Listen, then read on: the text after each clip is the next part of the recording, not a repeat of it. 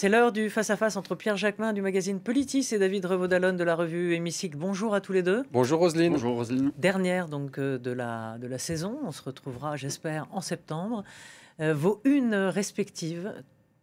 Eh bien, du côté de l'hémicycle, puisque c'est la dernière de la saison, c'est sur les vacances. Avec quelle personnalité politique partiriez-vous en vacances? C'est un grand sondage de l'Institut de Verian avec beaucoup de surprises. Et vous partiriez avec qui? Joker. D'accord. Et vous? Macou, vous avec qui je partirais? Les deux, en général. Avec qui vous partiriez en vacances? Écoutez, très honnêtement, pour avoir lu, je me dis que Marine Tondelier doit être assez marrante en vacances. Donc pourquoi pas partir avec Marine Tondelier, ça serait assez rigolo. Vous trouvez un maillot de bain. C'est une vert, invitation, alors. Marine, si vous regardez. Et la couve de Politis, c'est le centenaire de la naissance de Frantz Fanon. Enfin, un gros dossier sur Frantz Fanon. On revisite la pensée de Frantz Fanon qui est toujours très actuelle. C'est un dossier vraiment passionnant. Et vous, Roselyne, avec quelle politique partiriez-vous en vacances? Aucun. Aucun. Non.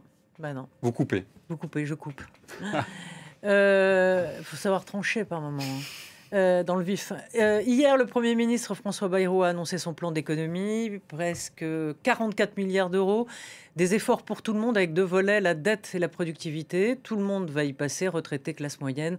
Et aisés vont payer plus d'impôts, durcissement des arrêts maladie, rabotage des indemnités chômage. Et ce qu'ont retenu les Français, c'est cette mesure qui ne plaît pas du tout. On écoute. Pour produire et pour que l'activité du pays dans son ensemble soit plus importante dans l'année et pour que la situation de la France s'améliore, je propose donc que 2 jours fériés soient supprimés pour tout le pays. Je cite comme exemple, mais je suis prêt à accepter d'autres idées, le lundi de Pâques, qui n'a aucune signification religieuse, et le 8 mai, dans un mois de mai devenu un véritable gruyère, où l'on saute de pont en viaduc de congé. Voilà. Est-ce que ce sont, messieurs, des mesures chocs comme l'écrit toute la presse aujourd'hui? Je ne crois pas que ce soit des mesures chocs. Je pense que François Bayrou, déjà de manière globale, avant de rentrer sur la question des jours fériés, dans le détail, je crois que François Bayrou, de manière globale, est dans une situation impossible. D'ailleurs, les réactions des oppositions et même de sa majorité le montrent. Donc, il a cherché à colmater les brèches. La situation, effectivement, budgétaire est grave. La dette, le déficit, les taux d'intérêt. Je crois que la Grèce ces derniers jours est passé devant nous. Donc, il y a une situation effectivement grave. Mais il est dans une situation politique telle qu'il est obligé de faire du bricolage, du colmatage. Et donc, effectivement, il a tapé un peu partout. Ça veut dire cette fameuse année blanche, pas d'augmentation des dépenses de l'État, même si en réalité, les dépenses de l'État vont structurellement augmenter.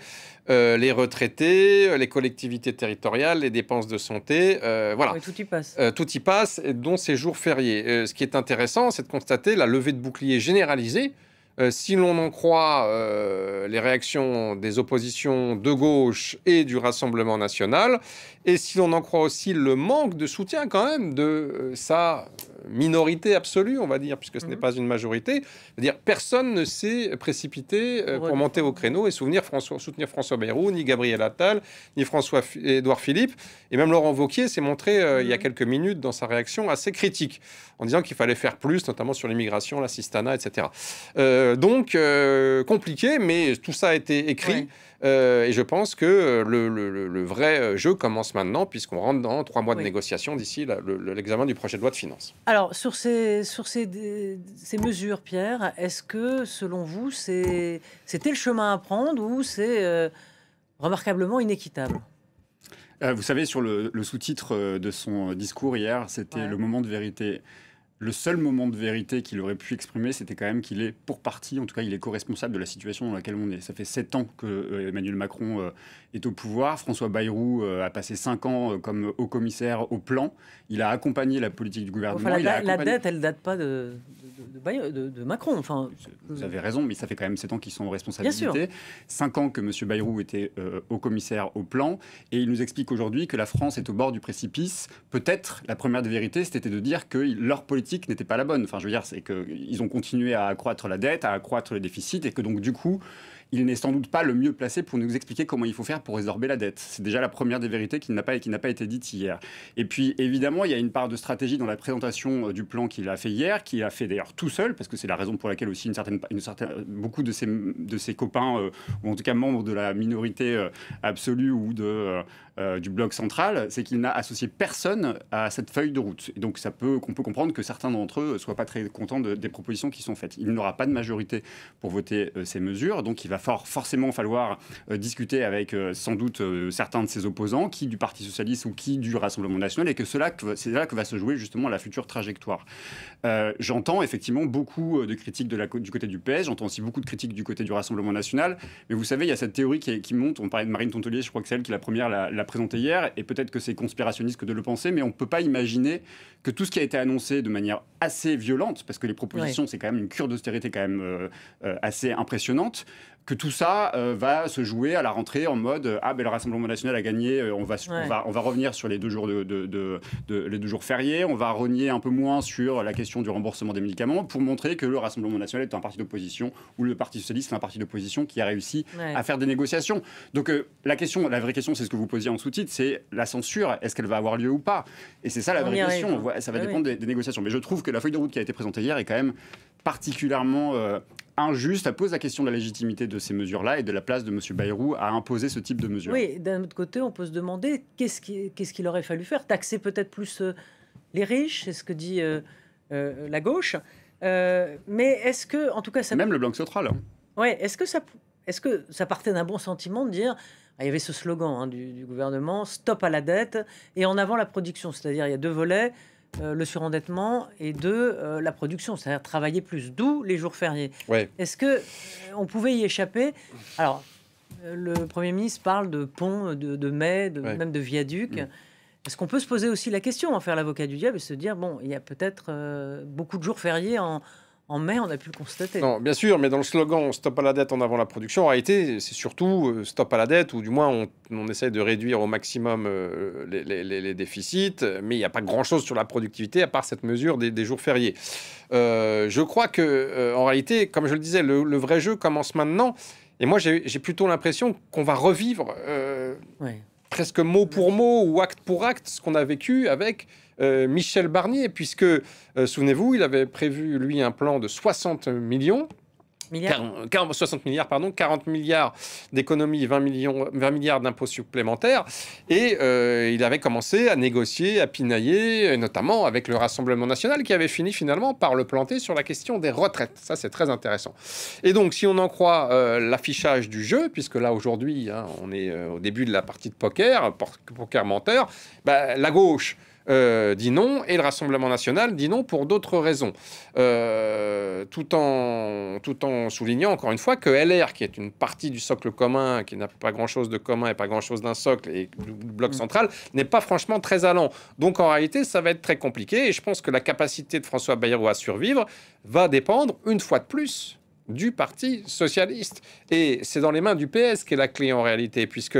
C'est pas dans celle du RN qui a... Alors, parce que si le RN est... Non, parce que si le RN et LFI votent contre, et les autres formations de gauche, c'est que le PS ne vote pas la censure ne passe pas. Donc en réalité, une fois de plus, tout revient dans les mains d'Olivier Faure, et c'est quand même assez difficile de le lire, parce qu'il avait d'abord accordé son satisfecit à François Bayrou après avoir obtenu un certain nombre de choses. Il a semblé s'agacer... Entre-temps, le conclave a... Voilà, il s'est agacé de plus en plus au fil de l'année de la méthode Bayrou. Il y a eu le conclave sur les retraites qui a été une vraie déception, en tout cas une vraie fausse déception, je ne sais pas. Et il y a le congrès du PS, et il y a surtout les municipales. Donc on en revient au même point finalement. C'est un peu retour vers le futur, avec dans le rôle de Marty McFly, en plus âgé, le Premier ministre François Bayrou. Toute la difficulté depuis hier, c'est effectivement de lire entre les lignes ce que disent les socialistes et ce que disent le Rassemblement national. Comme si la question qui se jouait, c'est quel est le parti entre le Rassemblement national et le Parti socialiste va maintenir au pouvoir François Bayrou ou va faire tomber François Bayrou. Et je pense que ni l'un ni l'autre ne veut porter la responsabilité d'une crise politique avec une censure possible. Et derrière, possiblement, une dissolution. Je ne sais pas si le Rassemblement national a très envie d'une dissolution. Marine Le Pen étant hors jeu si de dissolution il devait y avoir. savoir elle ne peut pas se représenter. Encore qu'une partie du Rassemblement national pourrait être satisfait que Marine Le Pen ne revienne pas à l'Assemblée nationale. Et en même temps, au Parti socialiste, je ne suis pas sûr qu'ils aient très envie de repartir devant les urnes, parce que ça veut dire quoi? Ça veut dire qu'ils prennent le risque de refaire un accord, enfin ils prennent le risque, quitte à se faire taper par une partie de leurs militants qui sont contre un accord avec la France insoumise, et en même temps, leur crédibilité veut aussi qu'ils soient les opposants de François Bayrou, et donc qu'ils participent de le faire tomber. Donc cette équation est un peu compliquée, et je pense qu'elle est là, en fait, l'équation du maintien ou non de François Bayrou. C'est qui, du Rassemblement national ou du Parti socialiste, prendra cette décision, assumera une décision, soit de le sauver, soit de le faire tomber. Et juste un mot là-dessus, pardon. C'est vrai que le Rassemblement national est monté très vite et très fort, alors qu'il était plutôt très bienveillant et très conciliant à l'égard de François Bayrou, contrairement à ce qui s'était passé avec Michel Barnier. Mais là, vous avez remarqué qu'ils sont vent debout et montés sur la barricade avec le drapeau à la main. Est-ce que effectivement il faut les croire, ou est-ce qu'il faut monter les enchères, il faut monter la pression pour rentrer en négociation et obtenir des avancées qu'ils pourront ensuite, avancées sonnantes et trébuchantes, qu'ils pourront ensuite faire valoir devant leurs électeurs? Je ne sais pas. En tout cas, il faut quand même prendre cette menace au sérieux, d'autant que même si vous avez raison de dire qu'en cas de dissolution, Marine Le Pen ne pourrait actuellement pas se représenter, en tout cas, d'après les informations que j'ai et les échos que j'ai de conseillers du président ces derniers jours, la dissolution n'est absolument pas à l'ordre du jour. Mais attention, avec Emmanuel Macron, on le sait, il faut toujours se méfier de l'expérience. Et puis, la situation peut évoluer. Mais j'ai une question, Pierre, avant que ça se termine. Est-ce que François Bayrou en garde sous le sabot, si je puis dire? Est-ce qu'il peut modifier ses mesures et éventuellement discuter avec l'opposition, avec les oppositions? C'est ce qu'il dit lui-même, y compris sur la question des jours fériés. Il dit qu'il est prêt à discuter, alors quel jour choisir, etc. Même si évidemment les jours qu'il a choisis lui, il a annoncé publiquement, sont quand même franchement pas les jours les plus heureux à choisir. Le symbole est un peu trop fort, notamment je pense au 8 mai. Mais la question qui va se jouer, c'est la question de l'opinion, en fait, y compris d'ailleurs dans les décisions qui vont être celles du Rassemblement national ou du Parti socialiste. C'est-à-dire que vous entendez quand même beaucoup de micro-trottoirs depuis hier sur le sentiment des Français après les annonces. Tout le monde vous dit on a un problème, c'est qu'on fait les poches toujours aux mêmes, en fait, et que ceux qui devraient pouvoir payer, ceux qui devraient participer de l'effort collectif, ils ne sont pas ciblés dans les propositions de François Bayrou. Donc l'opinion, à mon avis, va jouer un rôle vraiment très important dans la bascule du Rassemblement national ou du Parti socialiste, et y compris peut-être aussi de la part de François Bayrou. C'est une stratégie politique de taper très très fort et de dire regardez, à la fin j'ai tranché et j'ai fait des compromis et je suis capable de la discussion. Mais je pense que François Bayrou, il veut quitter la scène politique en disant moi je suis l'homme de la situation. Oui, je suis l'homme de la situation. Moi j'ai dit aux Français quelle était la vraie réalité, sa réalité, et que j'ai fait des propositions qui allaient dans le bon sens. Et n'oubliez pas qu'il y a quand même une option qui est celle que François Bayrou, avant même, constatant la difficulté, l'impossibilité à faire passer ce budget et sa mission, démissionne avec perte et fracas. On a fait monter à Matignon la petite musique autour du modèle de Pierre Mendès France, l'homme courageux qui a été empêtré par le régime des partis que fustigeait le général de Gaulle et les combinaisons politiciennes de la 4e République. Il y a cette idée-là aussi.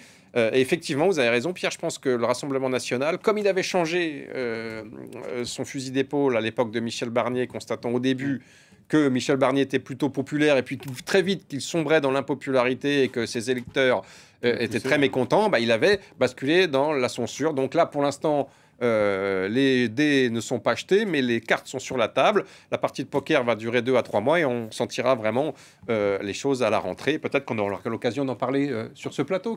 Mais j'espère bien vous y revoir. Un dernier mot, vous l'avez évoqué. Est-ce que Emmanuel Macron aura la tentation à un moment de dissoudre? Je crois pas. Pardon, d'après les informations que j'ai, c'est pas du tout dans l'air du temps. Vous le disiez, effectivement. Mais après, quel intérêt aurait-il à dissoudre? Mais il peut agiter la menace. Je crois pas parce S'il n'y a pas de budget. Ça serait encore pire, parce qu'en réalité, vraisemblablement, ça serait une montée encore en nombre de députés du Rassemblement national, voire de la France insoumise, on ne sait pas. Et en réalité, Emmanuel Macron, là, vous avez remarqué qu'il est plus occupé à installer sa fin de règne et la suite des opérations. Il a parlé quand même, souvenez-vous, de 2032, il y a quelques jours, ce qui est quand même un petit peu aberrant, on en avait parlé. Donc je ne crois pas qu'il a intérêt à accélérer encore le bazar et le chaos de sa fin de règne. Mais s'il n'y a pas de budget. Le soir des élections européennes, personne n'imaginait que Emmanuel Macron, y compris dans sa famille politique, irait jusqu'à la dissolution. Donc tout est possible, tout est envisageable. Si on est un peu cohérent sur le plan politique, on est dans une impasse. Il n'y a pas de majorité, on est face à un budget que personne ne trouve juste, en tout cas tel qu'il qu'il est présenté aujourd'hui par François Bayrou, la seule manière de s'en sortir, à partir du moment où, en plus, je réinsiste quand même sur le fait que ce sont ces mêmes gens qui nous gouvernent aujourd'hui, qui nous ont entraînés dans cette situation qui est la France au bord du précipice, comme l'a décrite hier François Bayrou, la seule légitimité qu'il y aurait, ça serait effectivement de retourner aux urnes. Je ne suis pas sûr que ça règle le problème, qu'on ne se retrouve pas avec les 3 mêmes blocs, mais quand même, c'est quand même la seule option crédible, utile et cohérente sur le plan démocratique des prochaines. Oui, mais Pierre, là, l'impasse, nous sommes dans une impasse, vous avez raison, mais avec une dissolution, l'impasse terminerait, se transformerait en cul-de-sac, voire en abîme. Peut-être. Et là, c'est toutes nos institutions qui risqueraient de sombrer. Merci à tous les deux. C'est donc les vacances. Merci à vous. Bonnes vacances, Roselyne. Voilà, j'espère vous revoir à la rentrée. On espère aussi. Nous aussi. Voilà. Et merci à Flore Simon et merci à toute l'équipe technique. À très vite. Merci.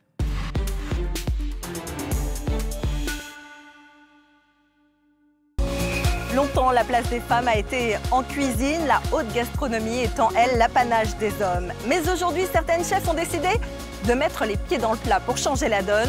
Nous vous emmenons à leur rencontre dans Actuel. Ma grand-mère, elle aimait bien expliquer que la cuisine n'avait pas de genre. Personne ne cuisine avec ses organes génitaux, a priori.